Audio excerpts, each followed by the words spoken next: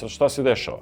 Biznis umjesto da ide u sledeću fazu, u sledeći krug koji vodi na gore, biznis praktično ide u rikverc. Jer vi sada jedan deo ove imovine, ove obrtne imovine, vi morate da izvučete iz biznisa i da vratite nazad za zatvaranje ovih ovde obaveza. Ukoliko to uradimo, a to je neophodno, neminovno, onda se postavlja pitanje, a kako ćemo mi napraviti dalje prihode ako nemamo više dovoljno zaliha, jer smo ih izvukli iz biznisa taj novac, ako nemamo više potraživanja, kako će se to dalje desiti? I onda ulazimo u jednu spiralu gubitaka, jer kada ovo uradimo, nama prihodi padaju, troškovi ostaju slični, profit nastavlja da pada i onda to je ovo. Biznis ide na dole.